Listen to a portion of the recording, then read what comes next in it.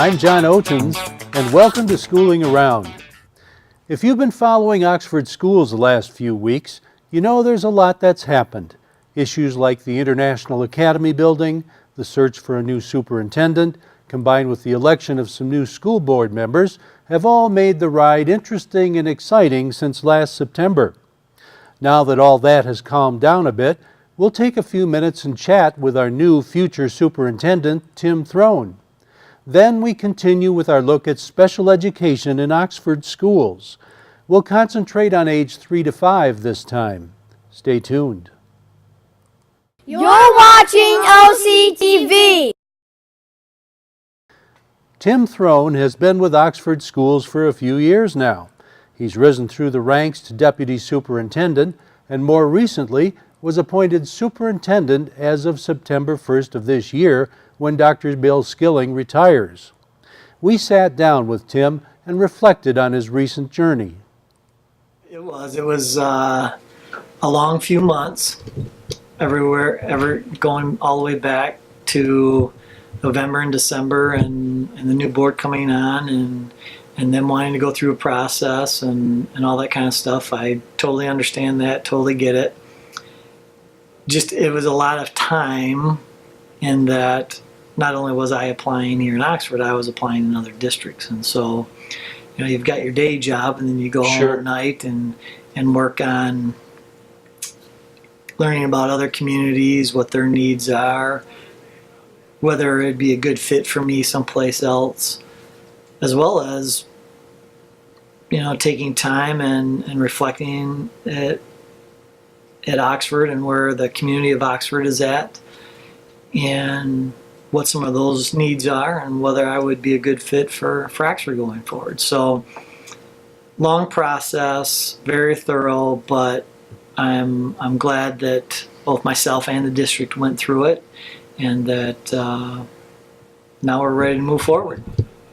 We seem to have ironed out a lot of things in the last couple of months. I mean, we kind of know the direction that the International Academy is going in. I don't know if there's an update on the property they've been trying to buy or not.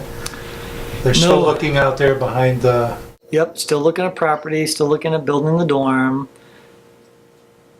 I don't really have any other updates from the school's perspective other than that we renegotiated and subsequently the board approved the new operating agreement. I think what I would say is that this is what I heard from our community. The far majority didn't either accept or didn't like the idea of the dorm being built on the school's land. And we totally got that. And so we went back and said this wasn't going to work. We need to do something else. I think we also heard from the community that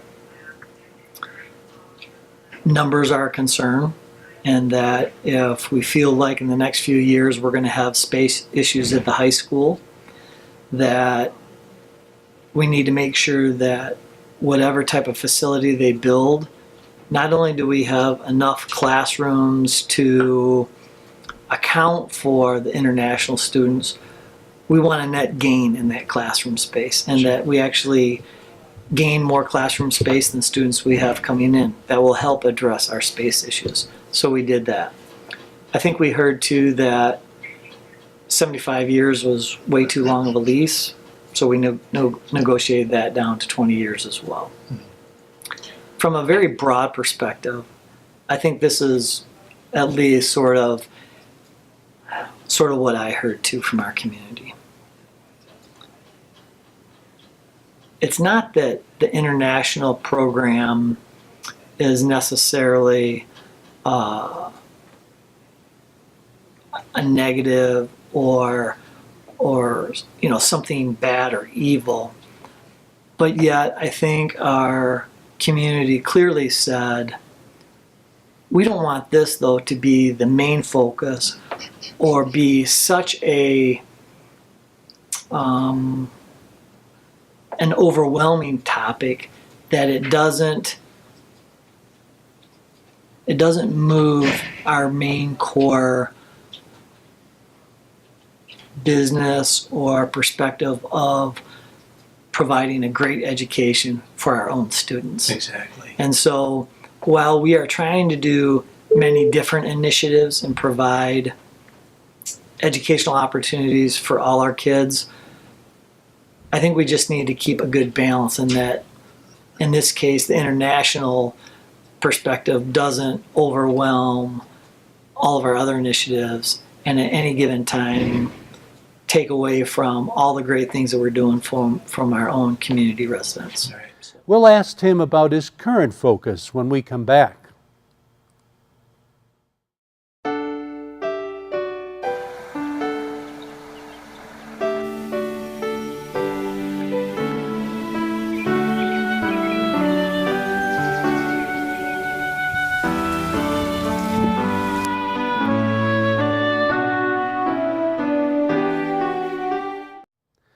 So what's on Tim Throne's mind now? He fills us in. A couple of things. One, just from the job perspective, working to make sure that there's a good, fast, seamless transition from Dr. Skilling to myself. The way that I sort of said it to the board and the community during the interview process is I sort of view this as like a relay race at a track meet, and that Bill's coming around the last corner, he's coming down the home stretch, and when he goes to pass that baton, there are things that I need to make sure, and Bill needs to make sure that we're both, and the district is on the same page. We need to make sure that we're in the same lane, that I'm getting up to speed and going full tilt by the time Bill goes to pass that baton on. And so just the whole transition, I think that's one piece. Mm-hmm. I think another piece is just where the Oxford schools are at right now in our strategic planning. We're going to set a plan for, the next 3 to 5 years. What we know is that how we've done planning in the past, while it wasn't a negative thing, in fact, it was a great thing in many regards. We realize, though, that maybe our next strategic plan we need to do a different way, a different process.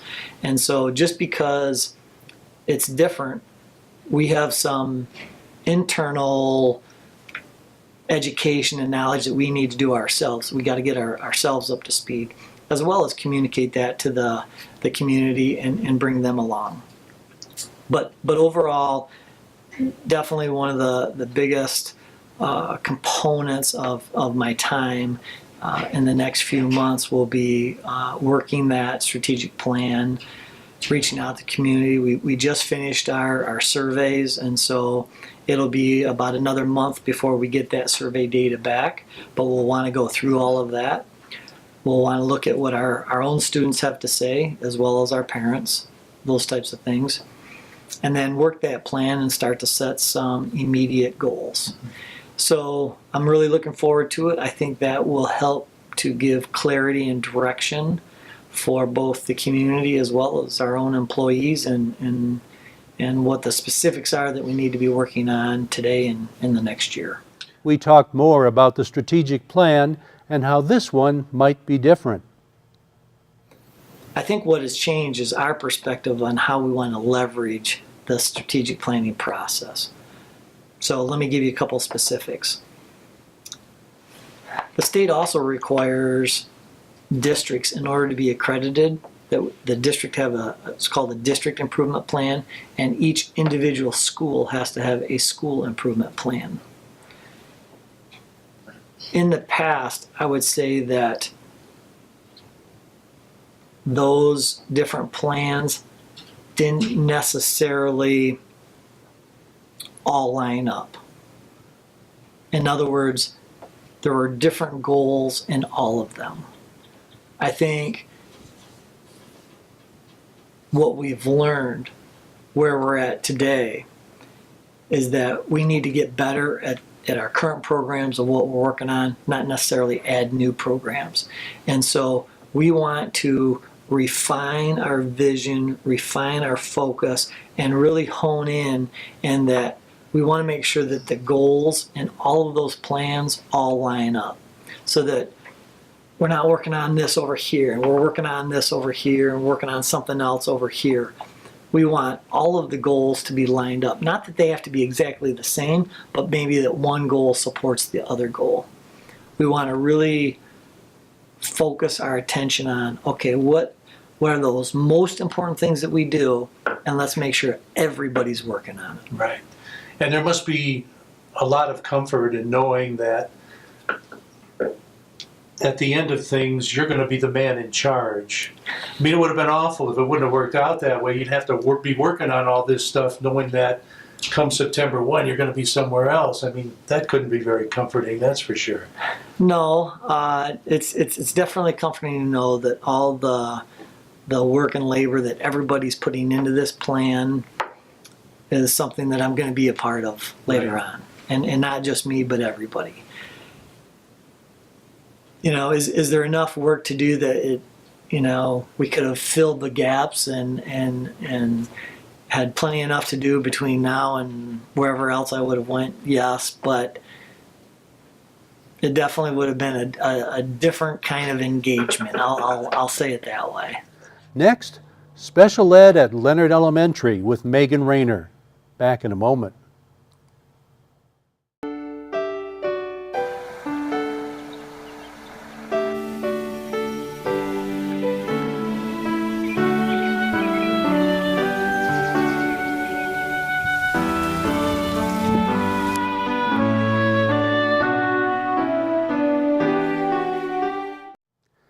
Meghan Trainor has been teaching special ed for several years here in Oxford. Lately, her post is at Leonard Elementary, and her focus is on kids ages 3 to 5. She tells us about her kids. Wow. And some they can start as young as 2.5, depending on when their birthday falls. Like for example, this year I had a student who turned 3 in December, so she started in September with me at the age of 2, and then turned 3 in Really? December. And then Really? I have kids who are now just turning 5, or will be turning like 6 in the spring, who are going to kindergarten. I see. Now, the kids that you have, do they mostly live around here, around Leonard, or can they come from anywhere in the Oxford School District? Anywhere in the Oxford School District. Okay. And what is the range of needs that you're seeing with this special education population that you're dealing with? We have students with speech and language impairments, which means they're just not talking for on par for their age level. And we have students with autism. We have students with medical needs who are showing delays because of medical problems at birth or shortly after. We have students with Down syndrome. We have students in the past with hearing impairments or visual impairments. We can service all disability areas in the in the 3 to 5 year old population. For the most part, what are you seeing out here? Mostly speech and language, kids with autism, and kids with autism. Okay. And of course, autism is a big range. Correct. Yes. So even those students that are on the autism spectrum look very different, in terms of their individual needs. Do you make home visits like some of the others do with different age groups? Or I do not. You do not? No, Okay. they just come to school. So the kids that come here spend a half a day here, is that correct? Correct. Up to 5 days a week, 2 hours and 40 minutes a day. Okay. Are any of these kids mainstreamed with the other classes here at Leonard Elementary? There's a preschool program across the hall that we go outside with each day. We go to the gym with them during the week. So we have some general education time with a general education preschool program that all of the students are exposed to. Okay. Maybe this is a dumb question, but let's say after they go through the kids are involved in the first phase of special education, the 0 to 3, and the kids are turned over to you. Does that particular teacher give you a report of this is my experience with this particular child, and this is my assessment, et cetera, et cetera? Yes, at the end, usually in the spring, we do what's called a move up or a transition IEP. And so that team that's working with them and my team, and some of the staff is overlapped, they service both programs, will meet together with the families to look at what goals they've been working on for that previous year, what goals and programming we want for them for the following year. And then it's the same for when my kids are moving to kindergarten programs. So this spring, for all of my students moving to kindergarten, we'll meet at the individual buildings that they will go to kindergarten to with that team of teachers and therapists to transition them to and set up their programming for the following school year. And it's good for the kids too, because they'll be getting a glimpse of Correct. what lies in store, where they're going to be spending their time. And a lot of times the birth to 3 families for the kids that are moving up will come and do an observation. The parents will bring the student, they'll come do an observation in the spring as well, so they get to see the classroom and they get to see what that looks like. So it sets the parents at ease so that they know a little bit what to expect when they come in the fall. Right. This next question is going to be kind of tough because it's coming from someone who doesn't know the subject area very well, but Okay. can you give me an idea of some of the things you do here in the classroom with the kids? I see Legos over there on a table. I see, other things here and there. Yes. What kind of activities do you do with you? You're talking about age 3 to 5. 5. So pre-kindergarten age really is what we're Correct. talking about here. The day is structured like a general education preschool. We start the day with a large group time at the carpet. We do songs, calendar times, stories. We work on some language skills. A lot of our students use what we call a 32 location communication board for those kids who are not communicating. So we'll work on specific symbols that we're working on to help them communicate. And you'll see these on all the tables throughout the classroom. There's 32 pictures or symbols, and there's about 90 phrases that they can use to communicate with just these 32 symbols. And so after circle time, we move to a small group time where my teaching assistant and I each have a group of 4 to 6 students at the table, and that's where we're working more individually on specific tasks, whether it be a fine motor activity. It could be, today we had Play-Doh out and we were just introducing different vocabulary. It might be scissor skills, writing skills, things like that. And then from there, they have a time where they have free play in the classroom. And once a week we go to the gym. Once a week we go to the media center for a library. They get to check out books. We try to get outside depending on the temperature at the end of each day, and then we end our day with a snack time and then dismissal. Okay, and busing is provided for these kids from all parts of the Oxford School District to bring them out here? Depending on their need. Busing is considered a service just like occupational therapy or physical therapy or speech therapy. So depending on the needs of the students is determined whether they receive busing services. So we have parents who transport their child to and from. Next, we'll show you how to communicate with kids who may not be able to talk.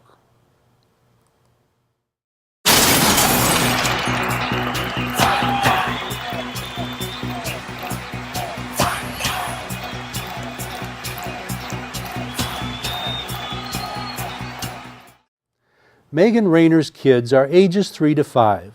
Some may be able to speak a couple of words at a time, others not at all. Communication can be a challenge. This is a tool that you use to help the kids who are unable to communicate vocally their needs. Correct. And some of these symbols on here are I, want, get, make, turn, do, stop, finished. They know enough that even though they can't speak these words, they can point to the picture and you'll know what it is that they want. Yes, and it helps them communicate from peer to peer as well. So especially during small group times, like today, one of my students wanted a Play-Doh toy.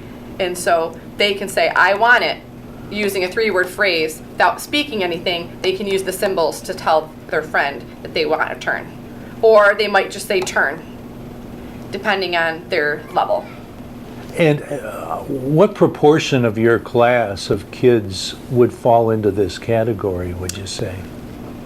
Probably 90%. All of Most of them. and we have some students who do have some language skills and some vocabulary that they can speak, but this helps them form longer phrases. So if they're just speaking on a one-word vocabulary level, they can use this to create a 3 or 4 word phrase. So they're still having that output, but it just helps support them in Sure. their language development. We also have students who are on a voice activated system.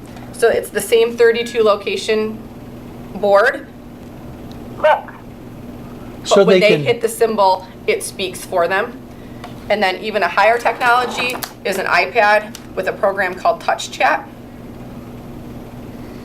This has the same 32 locations, so anywhere that they use it in the room, whether it's just a board on the table or with the technology, it's the same thing. This program has a lot of all of our like fringe vocabulary to use as well. So they can navigate 3 or 4 pages in. So if they want to say,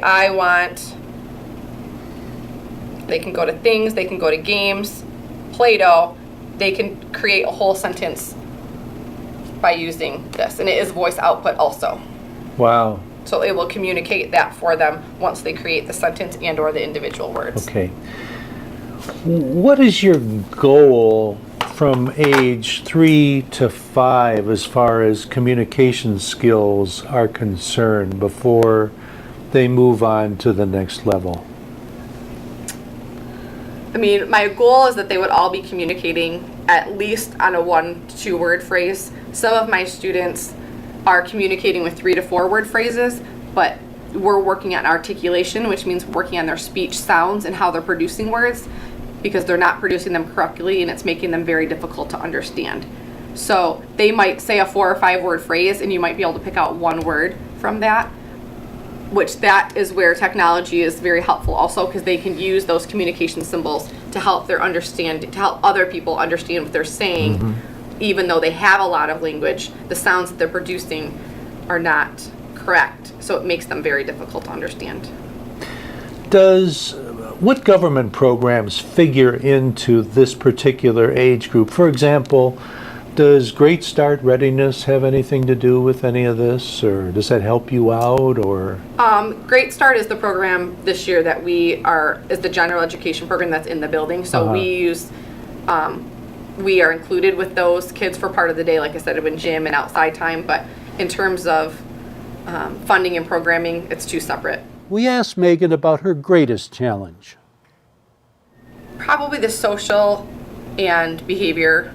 You know, a lot of times because they're delayed for their age, if they're a 3-year-old, they might be functioning at a 1 or 1.5-year-old level. So you're dealing with all of those, social, they don't know how to interact socially. They don't know how to play even sometimes. So teaching them some of those basic skills just to function in a preschool setting is challenging, and just meeting all of those needs. And when these kids are here, is it just you, or do you have assistants in the classroom? I have a parapro that You have a works with me. parapro. The Okay. entire time. And because we have students that need diapering, we have students, that are working on eating skills and things like that. So I can have up to 12 students with myself and a parapro. So it's like a 1:6 ratio.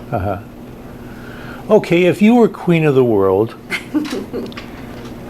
and you could have anything that you wanted to make your program better, what do you think it would be?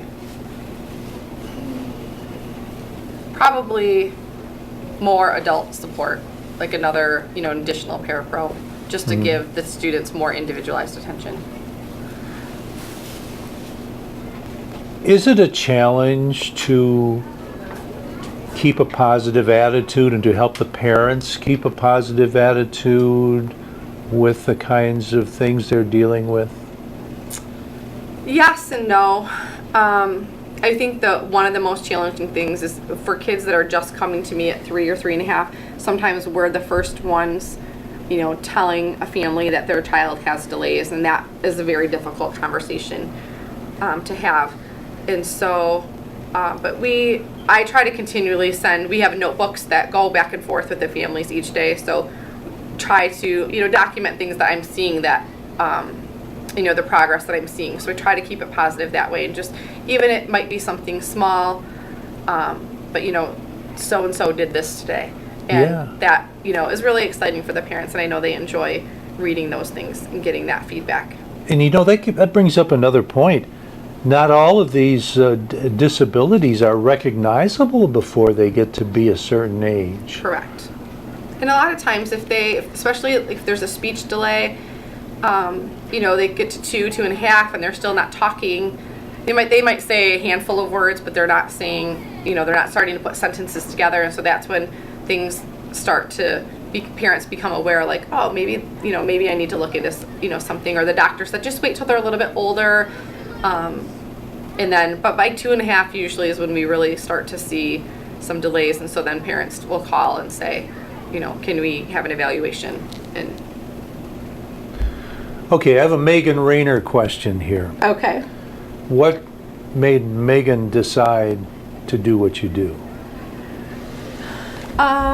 When I was in high school, my mom worked in preschool for a long time, most of my childhood that I remember. And the program that she was working in was included with a special education program, preschoolers. And so I would go in and volunteer in her classroom. And just, I think, working with those kids at that time, I always knew I wanted to be a teacher, but that kind of gave me, experience with special needs kids and that desire to work with that population. In a moment, the greatest reward. You're watching OCTV, Oxford Community Television, serving Oxford, Addison Township, and the village of Leonard. With challenge comes reward. I asked Meghan what really makes her day. My biggest reward is just watching the kids progress and watching the joy that they have from coming to school every day and interacting with their friends, and watching when they know they've succeeded in something. And so, like the first time that they're able to communicate with this and get their need or want met independently is really exciting for them. Mm-hmm. And, it kind of just sparks that interest to want to communicate more and to want to, and that part is really exciting, just seeing the joy that they have from the progress that they're making. Finally, I asked Meghan about new programs on the horizon for these kids. There are more programs, I think, with just research being developed for kids with autism. And so they have some of my students go to like an ABA program, which is Applied Behavioral Analysis, and that's targeted for specifically with kids with autism. And so I have some students that come to me for half the day and go to those programs the other half of the day to work. Usually it's a one-on-one basis. And there's a summer camp program that some of them attend. That's a paid it's all paid out of pocket by either insurance and or the family. Right. So do you see things moving more towards a state-controlled situation as far as special needs children are concerned, rather than having facilities in local schools for that sort of thing, or not? Not really. That's a good thing. Yes. Very definitely. Yes. Yeah, we still have, most of the control. I mean, all of our guidelines are federally based, like all of the special education rules and in terms of how students qualify. But then we have the control in terms of the evaluation process, what services, are provided based on that evaluation process, and, how we write the IEP. Okay. But the documentation in the IEP is all state and or federally based. We'll continue our look at special education in Oxford in future programs. That's Schooling Around for this week. Thanks to Kyle Snage at the controls, Dan Weiss at the editing desk, and you for watching. This is Oxford Community Television, keeping it local.